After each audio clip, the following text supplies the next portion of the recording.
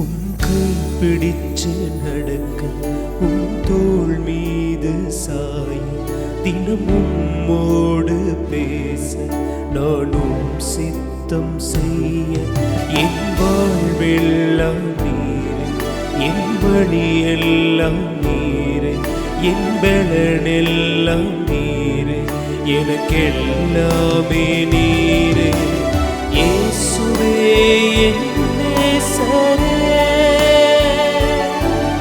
என் வாலிபம் உமக்காகவே.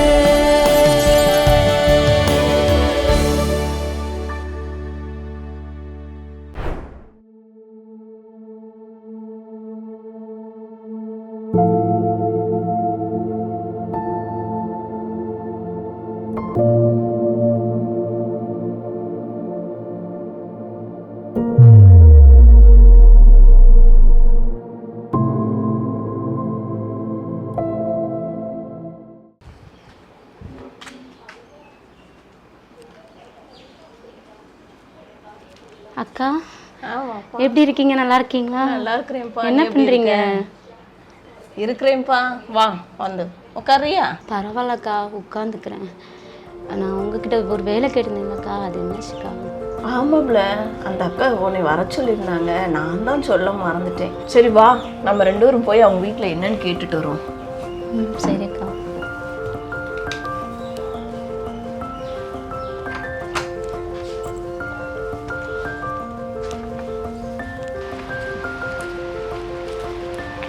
என்னப்பா உங்கள் அம்மா இறந்து எனக்கு ரொம்ப கஷ்டமாக இருக்கா? சரி, இருந்தாலும் கவலைப்படாத, ஏசப்பா எல்லாத்தையும் நடத்தி தருவார் உனக்கு.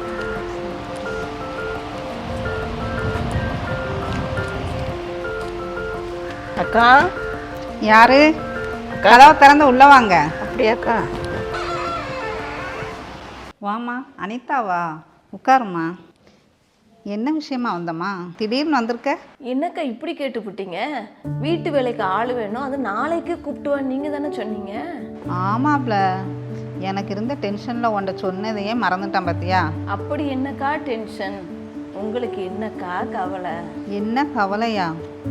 மருமகான்னு ஒருத்தி வந்தா, மகனை கூப்பிட்டு போயிட்டா. வீட்டில் ஒரு மகா இருக்கா, அவளுக்கும் மாப்பிள்ளை அமைய மாட்டேங்குது. அப்படியாக்கா? உங்கள் மருமக உங்கள் மகனை எங்கே கூப்பிட்டுட்டு போனாங்க அப்படி? அதை ஏன் கேட்குற? மருமகா வருவா, நல்லா வேலை பார்ப்பா, என்னையும் பார்த்துக்கிடுவான்னு நினச்சேன். அவள் என்னன்னா என் மகனை கூப்பிட்டு போயிட்டா. சரி, அதை விடு. இந்த பிள்ளை யாரு? இந்த பிள்ளை தான்க்கா, நீங்கள் வீட்டு வேலைக்கு ஆள் வேணும்னு சொன்னீங்கல்ல, அதான்க்கா கூப்பிட்டு வந்தேன். இவ பேர் சிந்துக்கா. கொஞ்சம் வயசானவங்களை கூப்பிட்டு வந்தீங்கன்னா நான் சொல்கிற வேலையெல்லாம் நல்லா செய்வாங்க. நீ என்னென்னா இந்த பிள்ளைய போய் கூப்பிட்டு வந்திருக்க. வாலிப பிள்ளை தானக்கா, ஓடி ஆடி வேலை செய்யும், அதான் கூப்பிட்டு வந்தேன். வாலிப பிள்ளைனா பொறுப்பே இருக்காது.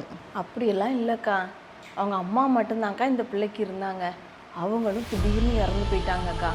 நீங்கள் என்ன வேலை கொடுத்தாலும் அவன் செய்வாக்கா. நல்ல பிள்ளைக்கா. பார்த்தா அப்படி தெரியலையே பிள்ளை. என்னம்மா, என்ன வேலை சொன்னாலும் செய்வியா? நீங்கள் சொல்கிற வேலையெல்லாம் நான் செய்கிறேம்மா. உங்களை என் அம்மா மாதிரி பார்த்துக்கிறேம்மா. யாரும்மா அவங்களாம்? நம்ம வீட்டுக்கு வேலைக்கு ஒரு ஆள் வேணும்னு சொல்லியிருந்தோம்லம்மா, அதுக்காக அனிதா கூப்பிட்டு வந்திருக்கா. நான் சொல்கிற வேலையை செஞ்சால் போதுமா, நீ என்னை அம்மா மணிக்கெலாம் பார்த்துக்கிட வேண்டாம். அப்படி தான் என் மருமக சொன்னான். என் மகனை கூப்பிட்டு போயிட்டா. உங்கள் மருமக அப்படி இருந்தால் எல்லாரும் அப்படி இருப்பாங்களா? உங்களை நல்லா பார்த்துக்குவேன்னு சொல்கிறதுக்காக அப்படி சொன்னாக்கா? அம்மா நல்லாதாம்மா இருக்காங்க, இவங்களே வேலைக்கு வச்சுக்கலாம். வயசான பாட்டிலாம் வச்சுட்டு மாரடிக்க முடியாது. சரிம்மா, என் மகளே சொல்லிட்டா. அனிதா ரொம்ப நாள் கழிச்சு எங்கள் வீட்டுக்கு வந்திருக்கா. இப்போ நீ கிச்சனில் போய் பாலை காய்ச்சி நல்லா இனிப்பாக எடுத்துக்கலாம் பார்ப்போம். ஏம்மா திருதுன்னு முடிச்சிட்ருக்க? இந்த கிச்சன் இருக்கு பாரு, போய் ஃப்ரிட்ஜில் பால் இருக்குது, எடுத்து காய்ச்சிட்டு வா பார்ப்போம். சரிம்மா, எனக்கு ஒரு சின்ன வேலை இருக்குது, நான் மேலே போகிறேன். நீ பாட்டுக்கு அவங்க இனிப்பாக கொடுக்குற பாலை குடிச்சிடாதம்மா. என்னக்கா இனிப்பை பாலை குடிச்சிடாதன்னு சொல்லிட்டு போகிறா? அவள் ஏதோ என் மேலே உள்ள அக்கறையில் சொல்லிட்டு போகிறா. நீ அப்படியே என் வாயை பிடுங்காத. போய் கிச்சனில் அவள் பாலை காய்ச்சிட்டாளா என்னன்னு போய் பாரு போ. சிந்து, பால் காய்ச்சிட்டியாம்மா? அக்கா இதா வரேன்க்கா.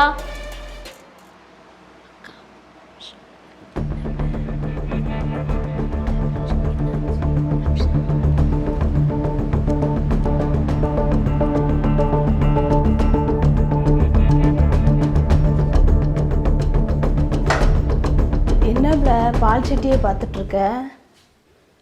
இன்னும் பாலை இப்படி தீச்சி வச்சிருக்க? உங்களுக்காக நல்லா இனிப்பா காய்ச்சி நினச்சக்கா, அது இப்படி ஆயிடுச்சுக்கா. சரிம்மா, எனக்கு நல்லா பால் காய்ச்சுன்னு நினச்சது ஓகே தான். இப்போ அந்த அம்மா வந்தால் உனக்கு வேலையே கொடுக்காதே. நானே என்ன செய்யறதுன்னு தெரிலக்கா, நீங்க வேற பயமுறுத்துறீங்க என்ன. சரி, அந்த அம்மா இப்போ தான் ஃபோன் பேசிகிட்டு இருந்துச்சு. நான் அதுக்குள்ளே இந்த பால் எடுத்து சிங்கில் ஊற்றிடுவேன். சரிக்கா. என்னம்மா இது, பால் காய்க்க சொன்னால் இப்படி சட்டியை கருக்கி வச்சுருக்க? அக்கா, ஏதோ மொத அவசரத்தில் தெரியாமல் பண்ணிட்டாக்கா. அந்த பாத்திரத்தை சிங்கில் போட்டுட்டு வா. மொத வீட்டுக்கு வேலைக்கு ஆள் கூட்டு வான்னு சொன்னேன்னா எப்படி ஆளை கூட்டு வந்திருக்க? பாலே காய்க்க தெரில, இவெல்லாம் என்ன வேலை பார்த்துக்கிட்ட போகிறா? இதுலேயும் என்ன வேற அம்மா மாமிக்கார பார்த்துக்குவான்.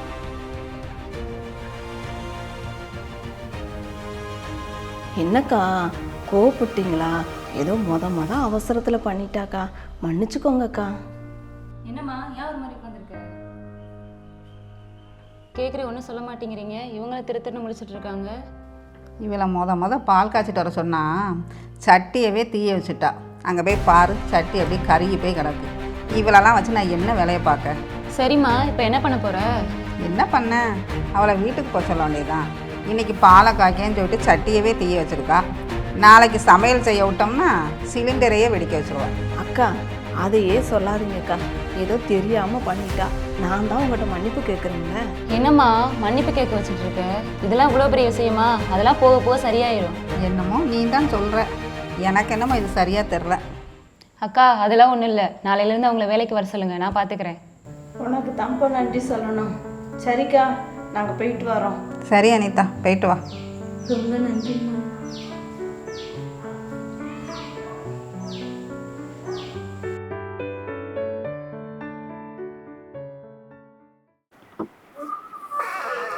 வாம்மா.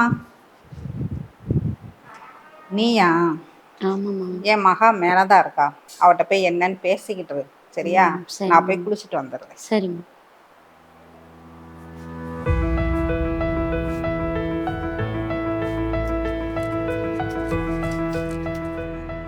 வாங்க, வந்துட்டீங்களா?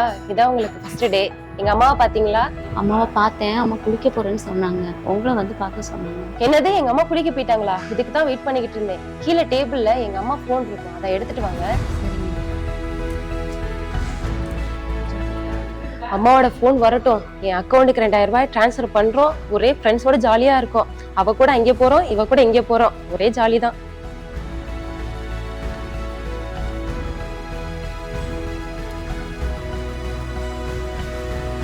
சீக்கிரம் கொண்டாங்க. அந்த சேர்ல உட்காருங்க. பரவாயில்லம்மா. பரவாயில்ல, நீங்க சேர் எடுத்து போட்டு உட்காருங்க. சரிம்மா. நீங்க போய் எங்க அம்மா வர்றாங்களான்னு மட்டும் பார்த்துட்டு வாங்க. சரி.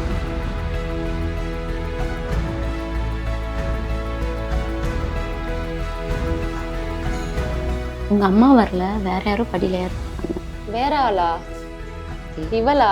இவன் என் ஃப்ரெண்டு தான். நீங்க உட்காருங்க.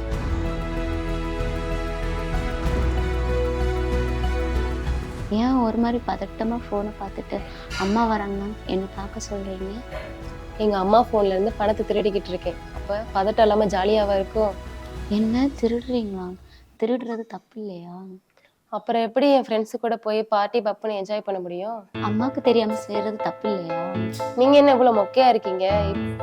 வாடி ஜபா, வா உட்காரு. என்ன அவங்க கிட்ட சீரியஸா பேசுங்க? அவங்க யாரு? ஏய், என் ஃபோனை எங்கடி? 3 பேரும் இங்கே உட்காந்து என்ன பண்ணிட்டு இருக்கீங்க? இவன் எப்போ வந்தா? இப்பதாம்மா வந்தா. காலைல என் போன்ல பேலன்ஸ் கட் ஆயிருச்சு, அதான் உங்க போன் எடுத்துட்டு வந்தேன். இந்தா. அப்படியா? ஆமாம், இவளையும் என்ன உட்கார வச்சு இங்கே பேசிக்கிட்டு இருக்க? அங்கே வாஷிங் மிஷினில் துணி அப்படியே கிடக்கு, சிங் நிறைய பாத்திரம் கிடக்கு. இவளை வந்து என்னன்னு பார்க்க சொல்லு. அம்மா போய் கொஞ்ச நேரம் ரெஸ்ட் எடுக்கணும். சரியா? சரி, நான் போய் அம்மா சொன்ன வேலையை செய்யறேன். நீங்க ஃபர்ஸ்ட் உட்காருங்க. ஏதோ சரி தப்புன்னு பேசுனீங்கல்ல, அதை ஃபர்ஸ்ட் பேசிக்கிருவோம். எங்க அம்மாவை நான் பாத்துக்கிறேன். அப்படின்னா இவங்க சரி தப்புன்னு சொல்லிட்டு இருந்தாங்க. இந்த அம்மா சொல்றாங்க, எங்க அம்மா அக்கௌண்ட்ல இருந்து ஒரு 2000 பணம் தெரியாம எனக்கு மாத்தினேன், அதை தப்புன்னு சொல்றாங்க. இது எப்பவுமே நம்ம பண்றது தானே, இது என்ன தப்பு? இப்படிதான் பண்ணுவோம், என்ஜாய் பண்ணுவோம். இவ கேக்குறாள்ல, எப்படி தப்புன்னு சொல்லுங்க. இதெல்லாம் ஏசப்பட பார்வையில தப்பு. நமக்கு காசு வேணும்னா அம்மா அப்பாட்ட கேட்டு தான் வாங்கணும். அப்படியா? பார்ட்டிக்கு போகிறதுக்கும் பப்புக்கு போகிறதுக்கும் அவங்க எப்படி காசு கொடுப்பாங்க? திருடுறதே தப்பு, நீங்கள் இந்த பணத்தை வச்சு செய்கிற காரியம் அதை விட தப்பு. அப்போ ஏசப்பாக்கு இது எப்படி பிடிக்கும்? ஏசப்பாவுக்கு பிடிக்குமான்னு எனக்கு தெரியாது. எனக்கு பிடிச்சாதான் நீங்கள் இங்கே வேலை செய்ய முடியும். நான் பண்ணுற விஷயத்துக்கு நீங்கள் சப்போர்ட்டாக இருப்பீங்கன்னா எங்கள் அம்மாவையும் தாண்டி உங்களை வேலைக்கு சேர்த்து நான் செய்கிறது சரி தப்புன்னு விளக்க சொல்கிறதுக்கு உங்களை இங்கே வேலைக்கு சேர்க்கணும். எனக்கு சப்போர்ட்டாக இல்லாட்டி உங்கள் வேலை போயிடும். சரியா? அப்படி இல்லை, என் வேலையே போனாலும் பரவாயில்ல, ஏசப்பாக்கு பிடிக்காத வேலையை என்னால் செய்ய முடியாது. அப்படியா? ஆமாம், நான் அம்மா சொன்ன வேலை போய் செய்கிறேன். நீங்கள் செய்கிற தப்புக்கு என்னால் சப்போர்ட் பண்ண முடியாது. என்ன இவங்க இவ்வளோ ஸ்ட்ராங்காக பேசிட்டு போகிறாங்க? இவங்க இனிமேல் தாங்க மாட்டாங்க, இவங்கள அமுச்சு விட்ரு வேலையை விட்டு. அது இல்லை, அவங்க நிலைமையே வேற. அவங்களுக்கு அப்பா அம்மா இல்லை, யாருமே இல்லை. இந்த வேலை தான் அவங்களுக்கு எல்லாமே. அப்படியா? அவங்களுக்கு வீட்டில் யாருமே இல்லையா? இந்த வேலை தான் அவங்களுக்கு சப்போர்ட்டா? ஆமாம், வேற வழியே இல்லாமல் தான் அவங்க இங்கே வேலை கேட்டே வந்தாங்க. அப்படியா? அப்போ ஏன் அவங்க இப்படி பேசிட்டு போகிறாங்க? அதான் எனக்கே வியப்பாக இருக்குது. அவங்க இந்த நிலைமையிலையும் இவ்வளோ உண்மையாக இருக்காங்க. நம்ம என்னடானா அப்பா அம்மா காசை திருடி இப்படி தப்பு பண்ணிக்கிட்டு இருக்கோம். என்ன நீயும் திடீர்னு இப்படி மாறிட்ட? என் வாழ்க்கையில் இதை நிறைய நேரங்களில் யோசிச்சது உண்டு, ஆனாலும் உணர்வு இல்லாமல் இருந்துட்டேன். சரி, இப்போ நீ என்னதான் சொல்ல வர? இல்லை, ஜீசஸ் எனக்கு கொடுத்த இன்னொரு சான்ஸாக இதை எடுத்துக்கிட்டு என்ன நானே சரி பண்ணிட்டு போகிறேன்.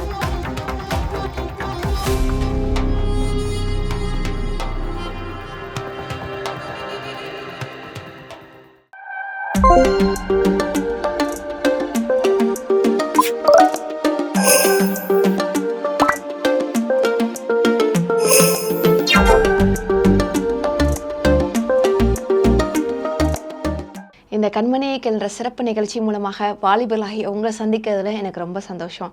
இன்றைக்கும் இந்த கண்மணியை கேள்ற நிகழ்ச்சியில் நம்ம என்ன பார்க்க போகிறோம் தெரியுமாங்க?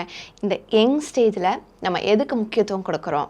நம்மளோட சுய விருப்பத்துக்கா இல்லைனா பரிசுத்தத்துக்கா அப்படின்றதான் இன்றைக்கி நம்ம பார்க்க போகிறோம். பொதுவாகவே இந்த வாலிப காலம் ரொம்ப ஒரு அழகான காலம், பலம் நிறைந்த காலம், எதையாவது நினச்சோம்னா செய்ய துடிக்கிற காலம். சின்ன சின்னதாக நிறைய ஆசைகள் இருக்கும் இந்த காலத்தில். ஒரு சின்ன பையன்கிட்ட போய் உனக்கு என்ன ஆசை அப்படின்னு கேட்டோன்னா, எப்படா இந்த ஸ்கூல்லாம் முடிச்சு காலேஜ் போவோம் அப்படி இருக்குன்னு சொல்லுவான். பெரியவங்கள்ட்ட போய் உங்கள் வாழ்க்கையில் நடந்த ஒரு அழகான இன்சிடென்ட் என் கூட ஷேர் பண்ணுங்க அப்படின்னு கேட்டோம்னா அவங்களோட யங் ஸ்டேஜில் நடந்த ஒரு இன்சிடென்ட் தான் ஷேர் பண்ணுவாங்க. அப்போ இந்த யங் ஸ்டேஜ் எவ்வளோ ஒரு முக்கியமான அழகான ஸ்டேஜ் தெரியுமாங்க? ஆண்டவர் இந்த யங் ஸ்டேஜில் இருக்க பீப்புளை பார்த்து தான் சொல்கிறாரு, உன் வாலிப காலத்தில் உன் சிருஷ்டிகரை நினை. அதாவது சின்ன பையனை பார்த்தும் சொல்லலை, பெரியவங்களை பார்த்தும் சொல்லலை, யங் ஸ்டேஜில் இருக்க உங்களை பார்த்து தான் சொல்கிறாரு ஆண்டவர், உன் வாலிப காலத்தில் சிருஷ்டிகரை நினை. நினைக்கிறது என்ன கஷ்டமாங்க? காசா பணமா? ரொம்ப ஈஸி தான். நீங்கள் இருக்கிற இடத்துல ஒரு நிமிஷம் கண்களை மூடி ஏசப்பா என் கூட தானே இருக்கிறீங்க, அது போதும்பா அப்படின்னு நினச்சாலே போதுங்க. இந்த யங் ஸ்டேஜில் ஆண்டவர் உங்களுக்குன்னு வச்சுருக்கிற ஆசீர்வாதத்தை நீங்கள் சுதந்திரத்துக் கொள்வீங்க. உங்கள் எல்லாருக்குமே கிளேவை பற்றி தெரியும்னு நினைக்கிறேங்க. அதாவது அதை வச்சு நம்ம என்ன ஷேப்னாலும் பண்ணலாம். ஒரு மனுஷனோட கையில் ஒரு கிளேவை கொடுத்தோம்னா கண்டிப்பாக அந்த கிளேயை வச்சு நம்ம என்ன பண்ண போகிறோம், ஒரு பொம்மை பண்ண போகிறோமா இல்லைனா ஒரு அனிமல்ஸ் பண்ண போகிறோமான்னு சொல்லி முன்னாடியே ஒரு பிளான் கொடுத்துருவான். அதை என்ன பர்பஸ்க்காக நம்ம பண்ண போகிறோம் அப்படின்னு சொல்லி முன்னாடியே யோசிச்சு வச்சுட்டு தான் அந்த கிளே நம்ம செய்ய ஆரம்பிப்போம். பார்த்தீங்களா, ஒரு மனுஷனே ஒரு கிளேக்கு ஒரு பர்பஸையும் ஒரு பெரிய பிளானையும் கொடுக்கும்போது ஆண்டவர் உங்களை தாயின் கருவில் உருவாக்கும் போது ஒரு பெரிய நோக்கமும் திட்டமும் இல்லாமல் அங்கே உருவாக்கியிருப்பாரு. நிச்சயமாக ஆண்டவர் உங்கள் மேலே பெரிய திட்டமும் நோக்கமும் வச்சுருக்கார். உங்கள் எல்லாருக்குமே எரேமியா தீர்க்கதரிசியை பற்றி தெரியும்னு நினைக்கிறேன். ஆண்டவர் எரேமியா தீர்க்கதரிசியை பற்றி சொல்லும்போது தாயின் கருவில் உருவாகிறதுக்கு முன்னமே நான் தீர்க்கதரிசியாக தெரிந்து கொண்டேன் அப்படின்னு சொல்கிறாரு. அப்போ நம்ம தாயின் கருவில் நம்ம உருவாகும் முன்னமே நம்ம மேலே பெரிய திட்டத்தை வச்சிடறாரு, பெரிய நோக்கத்தை வச்சிடறாரு. நம்ம அதை நம்பி விசுவாசிக்கும் போது அதை நம்ம வாழ்க்கையில் சுதந்திரத்துக் கொள்ளுவோங்க. ஒரு மனுஷனோட கையில் ஒரு கிளேவை கொடுக்கும்போது அந்த மனுஷன் அந்த கிளேக்கே ஒரு பர்பஸையும் ஒரு நோக்கத்தையும் கொடுக்கும்போது வானத்தையும் பூமியும் படைத்த தேவன் நம்ம மேலே ஒரு நோக்கத்தையும் ஒரு பிளானையும் இல்லாமையாங்க நம்மளை படைப்பார். கண்டிப்பாக நீ இந்த மெசேஜை கேட்டுருக்க உங்கள் மேலே பெரிய பிளான் இருக்குது. அக்கா நீங்கள் சொல்கிறதெல்லாம் கேட்கும்போது நல்லா தான் இருக்குது, ஆனால் எனக்கு எந்த பேக்ரவுண்டுமே இல்லையே, எனக்கு எந்த நாலேஜுமே இல்லையே ஆண்டவர் என்னை பெருசாக பயன்படுத்துறதுக்கு அப்படின்னு நினைக்கிறீங்களா? ஆண்டவர் இன்றைக்கி முழுசாக விசுவாசிக்கும் போது ஆண்டவர் உங்கள் மேலே வச்சுருக்க பிளானை நிச்சயமாக நிறைவேற்றுவார். நீங்கள் இந்த டீன் ஏஜில் இந்த யங் ஸ்டேஜில் இருக்கும்போது ஒவ்வொரு நாளும் உங்களோட ஜெபத்தில் ஆண்டவரே என் மேலே நீங்கள் என்ன பிளான் வச்சுருக்கீங்க, அந்த பாதையில் என்னை நடத்துங்கன்னு நீங்கள் ஜெபிக்க ஆரம்பிக்கும் போது நிச்சயமாக அந்த பிளானில் உங்களை நடத்துவார். என்னோட ஜெப வாழ்க்கையில் நான் எப்பயுமே ஆண்டவர்கிட்ட நான் சொல்லுவேன், ஏசப்பா நீங்கள் என்னை தாயின் கருவில் உருவாக்கும் போதே என் மேலே ஒரு பெரிய பிளான் வச்சுருப்பீங்களே, அந்த பிளானை என் மேலே நிறைவேற்றுங்கப்பா. என்னோட ஆசை என்னோட சுய விருப்பம் எதுவுமே எனக்கு வேண்டாம்ப்பா, நீங்கள் என்னவா என்னை முன்குறிச்சிங்களோ அந்த பிளான் என் மேலே நிறைவேறணும் அப்படின்னு சொல்லி நான் எப்பயுமே ஜெபிப்பேன். நீங்கள் அப்படி ஜெபிக்கும் போது அந்த பாதையில் நிச்சயமாக ஆண்டவர் உங்களை வழி நடத்துவார். வசனமும் இப்படியாக சொல்கிறது, நான் உனக்கு போதித்து நீ நடக்க வேண்டிய வழியை உனக்கு காட்டுவேன். நீங்கள் ஜெபிக்கும் போது ஆண்டவர் அந்த பிளானுக்கு நேராக உங்களை வழி நடத்துவார். இது வரைக்கும் நம்ம உங்களை குறித்து ஆண்டவர் எப்படிப்பட்ட திட்டங்களை வச்சுருக்காருன்னு சொல்லி நம்ம பார்த்தோம். இப்போ நம்ம வேதத்தில் இதே மாதிரி நம்ம யாரை பார்க்கலான்னு பார்த்தோம்னா சிம்சோனை பார்க்கலாம். சிம்சோன் பிறக்கிறதுக்கு முன்னாடி ஒரு பெரிய பிளானோட தான் ஆண்டவர் அவனை உருவாக்குறாரு. அதாவது பெலிஸ்தர் கையிலேருந்து இஸ்ரவேலரை ரட்சிக்கணும் அப்படின்னு சொல்லி தான் சிம்சோன் மேலே ஒரு பெரிய திட்டம் இருக்குது. அந்த திட்டம் நிறைவேறினா சிம்சோனுக்குன்னு சில ரூல்ஸ் அண்ட் ரெகுலேஷன்ஸ்லாம் இருக்குது. சின்ன வயசுலேருந்தே நசரேன் ஆகிய விரதத்தை அவன் ஃபாலோ பண்ணணும்னு சொல்லி அந்த நசரேய விரதத்தில் நிறைய ரூல்ஸ் அண்ட் ரெகுலேஷன்ஸ் இருக்கும். அதில் ஒரு சிலது பர்டிகுலர் பார்த்தோம்னா தீட்டுள்ளது எதாவது தொடக்கூடாது, முடியை கட் பண்ணக்கூடாது அப்படிலாம் இருக்கும். சின்ன வயசுலேருந்தே சிம்சன் அப்படி தான் வளர்க்கப்பட்டான். தன்னோட முடியை கட் பண்ணாமல் தீட்டுள்ள எதையுமே தொடாமல் அப்படி தான் வளர்ந்தான். அவனோட வாலிப காலத்தில் அவன் ஒரு காட்டு வழியாக நடந்து போயிட்டு இருக்கப்ப ஒரு செத்த சிங்கத்தை பார்க்குறான். அந்த சிங்கத்துக்குள்ளே ஒரு அழகான தேன் கூடு, நல்லா தேன் ஒழுகிட்டு இருக்கு. அதை பார்த்தோன்னே உனக்கு ஆசை, எப்படியாவது அந்த தேனை டேஸ்ட் பண்ணணுமே அப்படின்னு சொல்லிட்டு போய் அதை டேஸ்ட் பண்ண ஆரம்பிக்கிறான். அது அங்கேருந்து தாங்க அவனோட வாழ்க்கையில் வீழ்ச்சி ஆரம்பிக்குது. ஏன்னா அவன் தீட்டுள்ள எதையுமே தொடக்கூடாதுன்னு சொல்லி அவன் மேலே ஒரு கட்டளை இருக்குது. ஆனால் அவனுக்கு அன்னைக்கு சின்ன சுய விருப்பத்தினால அந்த கட்டளையை மீறிட்டான். இன்றைக்கும் உங்களோட வாழ்க்கையில் உங்களுக்குன்னு சின்ன சின்னதாக நிறைய ஆசைகள் இருக்கலாம். அது சினிமா பார்க்குறதா இருக்கலாம், இல்லை சினிமா சாங்ஸ் கேட்குறதா இருக்கலாம், இல்லை ஏதாவது ஒரு நபர்கிட்ட நிறைய சேட் பண்ணுறதா இருக்கலாம், அன்டைமில் சேட் பண்ணுறதா இருக்கலாம், இல்லை ஏதாவது தேவையில்லாத ஆப்ஸ் யூஸ் பண்ணுறதா இருக்கலாம், எதுனாலும் இருக்கலாங்க. யாருமே ஒரு பெரிய பாறாங்கல்ல போய் மோதி விழுக மாட்டாங்க, சின்ன கல்லில் தான் இடறி விழுவாங்க. இன்றைக்கி நீங்கள் இது சின்னது தானே, இதில் என்ன இருக்குது அப்படின்னு நினச்சி நீங்கள் ஒரு காரியத்தை பண்ணிகிட்டு இருக்கலாம். ஆனால் நீங்கள் உங்களோட சுய விருப்பத்துக்கு அந்த இடத்துல முக்கியத்துவம் கொடுத்தீங்கன்னா உங்களோட வாழ்க்கையில் உங்களோட பரிசுத்தத்தையே நீங்கள் இழந்து போயிடுவீங்க. சிம்சனோட வாழ்க்கையில் சின்ன வயசுலேருந்து ஆண்டவருக்கு தான் ஃபஸ்ட் ப்ரையாரிட்டி கொடுத்துட்டு வந்தான். அது வரைக்கும் அவனோட வாழ்க்கை ரொம்ப அழகாக போய்கிட்டு இருந்துச்சு. சிம்சோன் எப்போ தன்னோட சுய விருப்பத்துக்கு முக்கியத்துவம் கொடுத்தானோ அங்கே அவனோட வீழ்ச்சி ஆரம்பிச்சிச்சு. அது மட்டும் கிடையாது, தேவன் அவன் மேலே வச்சுருந்த பெரிய திட்டத்தையும் அவனே குலைச்சி போட்டான். இன்னைக்கு உங்களோட வாழ்க்கையில் சின்னது தானே அப்படின்னு சொல்லி உங்கள் வாழ்க்கையில் நீங்கள் எதுக்கெல்லாம் முக்கியத்துவம் கொடுக்குறீங்களோ அதுக்கெலாம் நீங்கள் ஒரு நிமிஷம் யோசிச்சு பாருங்கள், இது தேவனுக்கு பிரியமான காரியமா அப்படின்னு நீங்கள் ஒரு நிமிஷம் யோசிச்சு பார்த்து அதை நீங்கள் யூஸ் பண்ணுங்கள். வசனம் என்ன சொல்லுதுன்னா, எல்லாவற்றையும் அனுபவிக்க எனக்கு அதிகாரம் உண்டு, ஆனால் எல்லாம் எனக்கு தகுதியாயிராது. இந்த மாடர்னான உலகத்தில் எப்படினாலும் நம்ம வாழலாம், எல்லாத்துக்கும் நமக்கு அதிகாரம் இருக்குது. எந்த மாதிரியான சினிமா சாங்ஸை நம்ம கேட்கலாம், எப்படிப்பட்ட மூவிஸ்னாலும் நம்ம பார்க்கலாம், எவ்வளோ நாளும் பார்க்கலாம், யார் கூடனாலும் நம்ம பேசலாம், எப்படிப்பட்ட அசுத்தமான சேட்டு நம்ம பண்ணலாம், என்னனாலும் பண்ணலாம். இந்த மாடர்னான உலகத்தில் நீங்கள் எப்படினாலும் ட்ரெஸ் பண்ணலாம், எல்லாவற்றுக்கும் உங்களுக்கு அதிகாரம் இருக்குங்க. ஆனால் ஆண்டவருடைய பிள்ளையா உங்களுக்கு அது தகுதியாக இருக்குமா அப்படின்னு சொல்லி தான் நீங்கள் யோசிச்சு பார்க்கணும். என்கிட்ட ஒரு பொண்ணு அக்கா நீங்கள் சினிமா பார்க்குறது தானே தப்புன்னு சொல்கிறீங்கன்னா, சினிமாலாம் பார்க்க மாட்டேங்க்கா, கார்ட்டூன் மட்டும்தான் பார்ப்பேன், இதில் எந்த தப்பான காட்சியும் இல்லைல்ல, இதில் என்னக்கா இருக்குது அப்படின்னு சொல்லி என்கிட்ட கேட்டா. நான் ஒரு நிமிஷம் அவட்ட கேட்டேன், இதில் எந்த தப்பு இல்லைன்னு சொல்லி நீயே முடிவு எடுத்துட்ட, ரொம்ப கரெக்டு தான், ஒரு தப்பு இல்லைன்னு சொல்லிட்டேன், ஆனால் இதை பார்க்கறதுனால உனக்கு என்ன யூஸ் இருக்குது அப்படின்னு சொல்லி ஒரே ஒரு கொஸ்டின் தான் கேட்டேன். ஒரு நிமிஷம் யோசிச்சா, இது பார்க்கறதுனால நம்மளோட வாழ்க்கையில் என்ன பிரயோஜனம்? நீங்களும் யோசிங்க, உங்களோட வாழ்க்கையில் சின்ன சின்ன சுய விருப்பத்துக்கு நீங்கள் முக்கியத்துவம் கொடுக்குறப்ப அதோட பின் விளைவு என்ன? இந்த நபர்கிட்ட பேசுறதுனால எனக்கு என்ன பலன் கிடைக்குது? சின்ன ரிலாக்ஸேஷன், கொஞ்ச நேரம் சந்தோஷம் அப்படின்னு நீங்கள் பதில் சொன்னீங்கன்னா நான் சொல்கிறேன், அது எல்லாமே டெம்ப்ரவரி தாங்க. நிரந்தரமான சந்தோஷம் ஆண்டவர் சமூகத்தில் தான் இருக்குது. என்னோடய வாழ்க்கையில் நான் அனுபவித்து சொல்கிறேன், இந்த உலகத்தில் நம்ம அனுபவிக்கிற எல்லாத்துலேயுமே டெம்ப்ரவரியான ஹாப்பினஸ் தான் இருக்குது, நிரந்தரமான சந்தோஷம் எதுலேயுமே கிடையாது. ஆனால் அவங்களோட நேரத்தை வந்து நீங்கள் ஆண்டவர் சமூகத்தில் செலவழிக்கும் போது அதில் நிரந்தரமான சந்தோஷம் இருக்குது. என்னோடய வாழ்க்கையில் நான் அனுபவிச்சதை நான் உங்ககிட்ட சொல்கிறேன். என்னோடய ஃபேமிலியில் எங்கள் அப்பாவுக்கு நான் ரொம்ப செல்லம், எதை கேட்டாலும் எனக்கு வாங்கி கொடுப்பாங்க. ஆனால் என்னோடய வாழ்க்கையில் எனக்கு ஒரு வெறுமை, இந்த நிரந்தரமான சந்தோஷம் எங்கே தான் இருக்குது அப்படின்னு சொல்லி நான் ஒரு தேட ஆரம்பித்தேங்க. நான் நினச்சேன் நமக்குள்ளே இருக்க ஆசையை தேடி போகிறதுல தான் நிரந்தரமான சந்தோஷம் இருக்குதுன்னு சொல்லிட்டு நான் வந்து அதை தேடி போனேன். எனக்கு அப்போ என்ன ஆசை இருந்துச்சுன்னா, பேக் பண்ணுறது ரொம்ப பிடிக்கும். சரி, நம்ம பேக் பண்ணுறது தான் நம்மளோட ஆசை, சந்தோஷம் எல்லாமே அதில் தானே இருக்குது, நம்ம அதை செய்வோம் அப்படின்னு சொல்லி நான் ஆரம்பித்தேன். உடனே எங்கள் டேடிகிட்ட போய், டேடி நான் பேக் பண்ண போகிறேன், எனக்கு எல்லா திங்ஸும் நீங்கள் வாங்கி கொடுங்க, அதில் தான் என்னோடய ஹாப்பினஸ் இருக்குதுன்னு சொல்லி நான் கேட்டேன். எங்கள் டேடியும் எல்லாமே வாங்கி கொடுத்துட்டாங்க. பேக் பண்ணுறப்ப ரொம்ப ஹாப்பியாக இருக்கும், அதை சர்வ் பண்ணுறப்ப இன்னும் ஹாப்பி தான். முடித்த உடனே வெறுமை. எனக்கு புரியலை, என்னடா நம்மளோட ஆசை தான் இது, ஆசை தான் செய்கிறோம், எல்லாமே செய்கிறப்ப சந்தோஷமாக இருக்குது, முடிச்சோடனே ஒரு வெறுமை இருக்கே, அப்போ இதில் நம்மளோட நிரந்தரமான சந்தோஷம் கிடையாது அப்படின்னு சொல்லி நெக்ஸ்ட் அப்படின்னு போனால், ஆரி ஒர்க் பண்ணுறதுல எனக்கு ரொம்ப ஆசை. உடனே நான் வந்து எங்கள் டேடிட்ட போய், எனக்கு ஆரி ஒர்க் பண்ணுறதுல ரொம்ப ஆசையாக இருக்குது, நான் அதை பண்ண போகிறேன் அப்படின்னு சொன்னேன். அதுக்கான எல்லா திங்ஸும் எங்கள் டேடி எனக்கு வாங்கி கொடுத்துட்டாங்க.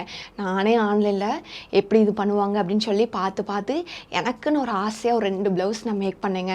பண்ணுறப்ப ரொம்ப சந்தோஷம், அப்படி பண்ணுவோமா இப்படி பண்ணுவோமான்ட்டு பண்ணி முடிச்சுட்டு அந்த ட்ரெஸ்ஸை நம்ம போடுறப்ப அதை விட ரொம்ப சந்தோஷம். முடித்த உடனே ஒரு வெறுமை, எங்கே அந்த சந்தோஷம் போச்சுனே தெரில. என்னடா பேக் பண்ணுறப்ப இதே மாதிரி தான் இருந்துச்சு, ஆரி ஒர்க் பண்ணுறப்ப இதே மாதிரி தானே இருக்குது, அப்போ எதில் தான் நம்மளோட சந்தோஷம் இருக்குது? சரி, நமக்குன்னு ஒரு சில ஃப்ரெண்ட்ஸ் இருக்காங்க, அவங்கக்கிட்ட நம்ம பேசுவோம் அப்படின்னு சொல்லி அவங்கக்கிட்ட பேசும்போது ரொம்ப சந்தோஷமாக இருக்கும். என்னோடய காலேஜ் நினைவுகளை குறித்து, அன்றைக்கி அப்படி நடந்துச்சுல, இன்றைக்கி இப்படி நடந்துச்சுல, இதெல்லாம் எவ்வளோ சந்தோஷமான நினைவுகள், அதை குறிச்செல்லாம் நம்ம பேசுகிறப்ப ரொம்ப சந்தோஷமாக இருக்கும். ஆனால் அவங்க காலை கட் பண்ணுறப்ப ஒரு வெறுமை இருக்கும். என்னடா பேசும்போது சந்தோஷமாக இருந்துச்சு, இப்போ திரும்பவும் அதே வெறுமை நம்மளோட உள்ளத்தை ஆட்கொள்ளுதே அப்படின்னு சொல்லிட்டு ஒரு காலத்தில் என்னோட டைமை நான் ஆண்டவர் சமூகத்தில் ஸ்பெண்ட் பண்ண ஆரம்பித்தேன். அப்போ என்ன நடந்துச்சு தெரியுமாங்க? இன்னும் புரியாத சந்தோஷம் என் உள்ளத்தை நிரப்ப ஆரம்பிச்சுங்க. அதை வார்த்தையினால் சொல்லவே முடியாது, அது என்னை விட்டு போகவே இல்லை அந்த சந்தோஷம். அந்த டயத்தில் யார் என்னை வந்து திட்டினாலும், ஒரு பிரச்சனையில் நான் மாட்டிக்கிட்டா கூட உள்ளத்தில் மட்டும் ஒரு சமாதானம், ஒரு சந்தோஷம் இருந்துக்கிட்டே இருந்துச்சு. அப்போ தான் நான் உணர்ந்தேங்க, நிரந்தரமான சந்தோஷம் எங்கேயுமே கிடையாது, ஆண்டோட சமூகத்தில் தான் இருக்குது. ஆண்டவருக்கும் நமக்கும் உள்ள உறவில் தாங்க அது இருக்குது அப்படின்றத நான் அனுபவபூர்வமாக நான் உணர்ந்திருக்கேங்க. இன்றைக்கி நான் சொல்கிறேன், ஒருவேளை நீங்கள் சின்ன சின்ன சந்தோஷத்துக்காக நீங்கள் வந்து ஆண்டவருக்கு பிடிக்காத காரியத்தை செஞ்சுட்டு இருந்தீங்கன்னா தயவு செய்து அதை விட்டுருங்க. அதனால உங்களோட பரிசுத்தத்தை இழந்து போயிடுவீங்க. அப்புறம் ஆண்டவர் உங்கள் மேலே வச்சுருக்க பெரிய பிளானை இழந்து போயிடுவீங்க. உங்களுக்கு தேவையான சந்தோஷமும் நிம்மதியும் ஆண்டவர் சமூகத்தில் தாங்க இருக்குது. அதுக்கு நீங்கள் ஒன்றுமே செய்ய தேவையில்லை. நீங்கள் வந்து ஆண்டவர் சமூகத்தில் அமர்ந்திருந்தாலே போதுங்க, ஆண்டவரோட பிரசன்னம் உங்களை சூழ்ந்து கொள்ளும். இனம் புரியாத தெய்வ சமாதானம் உங்களை ஆளுகை செய்யுங்க. சரி, இது வரைக்கும் நம்ம சிம்சோனை பற்றி பார்த்தோம். சிம்சோன் என்ன பார்த்தோம்? சிம்சோன் பிறக்கிறதுக்கு முன்னாடி அவன் மேலே ஒரு பெரிய பிளான் இருந்துச்சு. அவனோட சுய விருப்பத்துக்கு எப்போ முக்கியத்துவம் கொடுத்தானோ அப்போ அவனோட வீழ்ச்சி ஸ்டார்ட் ஆக ஆரம்பிச்சிருச்சு. தேவன் அவன் மேலே வச்சிருந்த பெரிய பிளானை அவனே குலைச்சி போட்டான்னு சொல்லி பார்த்தோம். அடுத்து உங்களுக்கு யோசேப்பை பற்றி எல்லாருக்குமே தெரியும். யோசேப்போட வாழ்க்கை ரொம்ப ஒரு பீஸ்ஃபுல்லான வாழ்க்கைலாம் கிடையாது, கரடு முரடானது. சின்ன வயசுலேயே அவங்க அம்மாவை இழந்து போயிட்டான். அவனுக்குன்னு ரொம்ப பாசமாக இருக்கிறது அவங்க அப்பாவும் அவனோட ஒரே தம்பியும் தான். அவனோட சகோதரர்லாம் இருந்தாங்க, ஆனால் அவங்களாம் அவங்க பகைக்க தான் செஞ்சாங்க. யோசேப்பை அவனோட சகோதரர்லாம் சேர்ந்து குழியில் போடும்போது அவனுக்குன்னு இருந்த அப்பாவையும் தம்பியும் அவன் இழந்துட்டாங்க. வாழ்க்கையே ரொம்ப இருள் சூழ்ந்தது. இதுக்கு மேலே நம்மளோட வாழ்க்கை என்ன ஆகும்? யார் எதிர்காலத்தில் என்னை டேக் கேர் பண்ணுவா? என்னோட எதிர்காலத்தில் நான் நல்லா இருப்பேனா? எதுவுமே தெரியல. எல்லாமே ஒரு கேள்விக்கு ஒரு இருள் தாங்க. ஆனால் என் வாழ்க்கை இப்படி ஆயிடுச்சே அப்படின்னு சொல்லி டக்குன்னு யோசிப்பா அவனோட சுய விருப்பத்துக்கு முக்கியத்துவம் கொடுக்கல.